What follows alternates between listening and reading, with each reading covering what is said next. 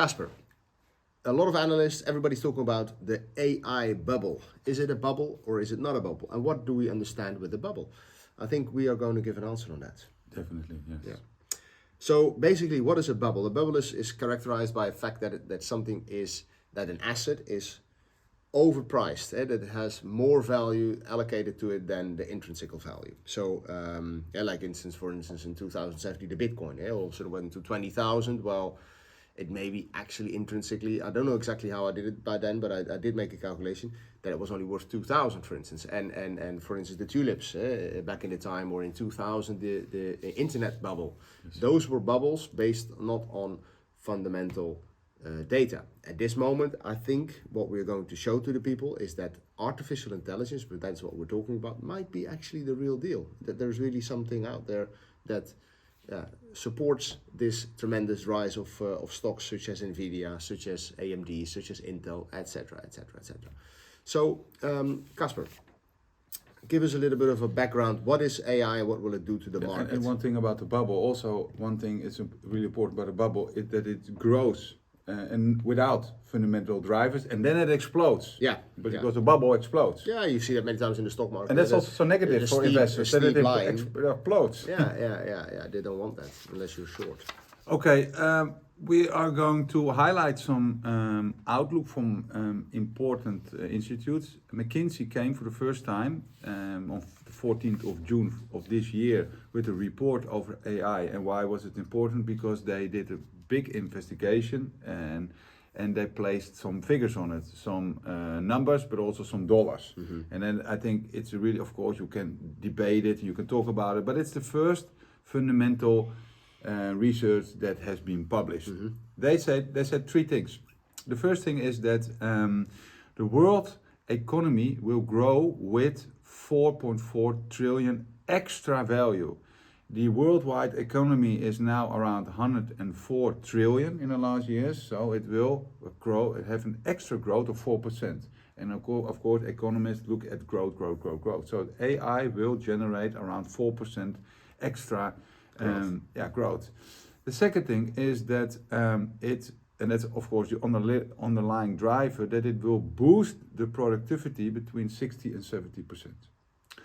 And the third is that, and of course that I think is negative, that a lot of the work of the manual work will be replaced by AI, and that will be between 2030 and 2060, half of all the work.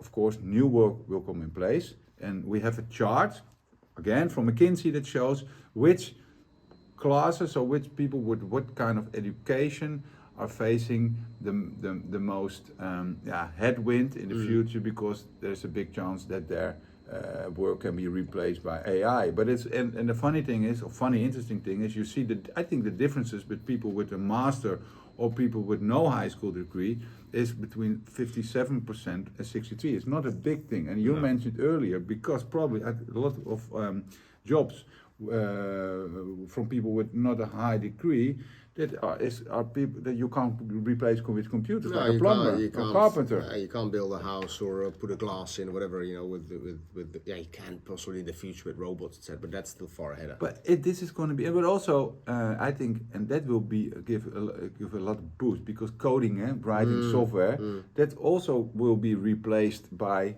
AI already, and that's of course normally are more high educated people. So of course, for those people, it's not really positive outlook. But if you look at the market, it's from an economical perspective, and these are numbers. So it can be more, it can be high or low. But this will generate, it generates a worldwide scale 4% extra growth. That is, I think that haven't been seen before within a year or two. I agree with you. Yeah, and if you then look at some projections, that have been made from the market itself, the semiconductor sector itself, there's an expectation that basically indicates that the market will catapult. It will grow this next year with 12%, and then the year after with 24%, then a growth of 18% to reach 118 billion of revenues on a yearly basis, which is tremendous. If you look at AMD, their CEO Lisa Su, she said that they expect that their revenues will accelerate on a 50% annualized rate, which is of course I mean, if you are a CEO and you give those sort of expectations, that is quite something. From 30 billion at the moment to 150 billion in 2027. And Nvidia, of course, we all know what happened to the stock. They forecast 50% also sequential growth on a yearly basis. On a quarterly basis even. So they even became a little bit more ambitious. So really tremendous expectations for this sector, which, yeah, it's logical that the market then thinks, hey, that might be right. And why would that be right? Because But the analysts also, all the analysts. the analysts follow them, of course. Yeah. But this is then what they say. This is what the company's saying. The analysts many times they're wrong, but in this case, you see the companies itself come out with these expectations, and it's founded by something. It's grounded by some real data that you're going to share with us now. Yeah, and so it will be growing. The question is how much, but it will be a big. I mean, if they don't grow with 150 billion to AMD in this case, but maybe with 100, then it's still a massive growth. Definitely. Some extra numbers. We had John Hardy in the 3 days ago in our office. He gave a presentation for a group of clients. It was fully booked. It was really interesting. John Hardy is from Saxo. You can listen to him through the Saxo podcast. Yeah. And we took another slide from him. Thanks to John for that. That shows that we are talking about a difference in 2 years.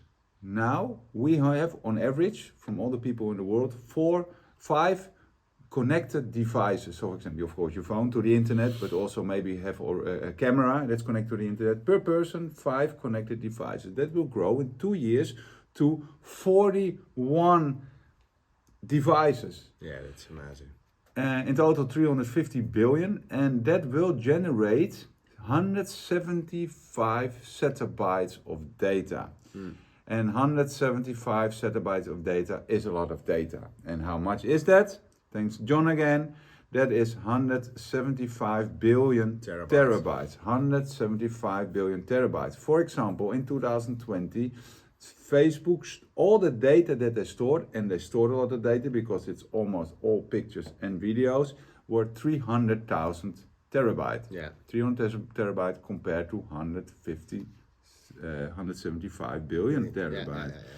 So, and that's also directly an argument that shows that it can't go automatically because we need the data. It needs to be stored, but it also needs a lot of electricity to make that possible. Correct. And also another negative argument, we talk now about, I think, positive developments. If you look at all those machines, all those connected devices. I didn't not positive about the people that will lose their jobs, of course, but also the cybercrime activity will also explode. Yeah, and what happens to the stock market? I mean, if you look just on the market on itself, the Nasdaq this year up about 40%, 39.5%. It's a lot, eh? It's a lot. In half a year, 40%. I mean, that's absolutely insane. Talk about the dip in October 2022. Then the iShares semiconductors up even 47%. So yeah, then of course it is also logical that people think those stocks are a little bit ahead of the market. They're maybe a little bit overvalued, but on the other hand, if you see that all this stuff is needed, and actually at the moment we are, like a company Facebook, storing 300,000 terabytes, and we need 170 zettabytes, which is 175 billion terabytes. I mean, it's logical that those stocks will start producing, because it's not like tomorrow a new Nvidia is going to stand up. 2 years, eh? Yeah, it's 2 years. It's really quickly.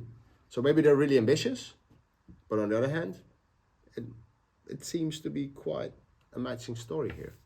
But I still, if you look at the Nasdaq shares, they are not at the same. Oh yeah, they're not at the same. Yeah, if you look at 2021 at the highest point at the end of the year, we're still. I mean, look at also the S&P. It was at 4,800. Now it's 4,350. So we're still 10% below the all-time highs. So the average of the AI stocks are not on the level, but everybody talks about Nvidia. Also, John. Okay, this is the share that is overvalued. Yeah. But I don't talk about Google or Alphabet. That's also an AI company, but it's still not on the levels of 2021. So the market in general grew this year, but not on the highest level before the AI discussion came up. True. If you look at Nvidia, of course, they made a big jump. They're now trading at around $430. Earnings per share This year to be expected $1.74, next year 7.8, and 2025 $10.4. And that makes it for this year, so based on the profits of this year, a price earnings of around 250. That's a lot. I totally agree. But based on the earnings, the estimated earnings of next year, it's going to be 55. Yeah. And on based on the earnings of 2025, it's 40. Yeah. And I think 40 is in this area with this, all the things that we have talked about is okay. not too expensive. No, and if you look at the growth, the estimated growth from 2024 to 2025 from 7.8 to 10.4, it's not that much. No. So I think these are really conservative estimations. It's pretty okay, yes. And if you compare it for Amazon, it's trading at 130 now with a 1.6 earnings per share estimated is 81, and next year it is also based on the estimations 50 times the profit. So it's for next year 2024, Amazon is valued based on price earnings same value as Nvidia. So it's not that for this year it is, yeah. But you buy something for the future, no? Normally yes. Normally yes. So what should you look at then as an investor? Right? You have different sectors. I think we mentioned already some companies before, but basically the semiconductors, they will grow because they need to have the processors, they need to have the accelerators to get the data from one place to the other. Then of course the memory chips itself. And then also what is important, the servers. So if we look at what has been built over the past 4 years in data centers, it's a total value of 1 trillion of traditional CPU-based data centers.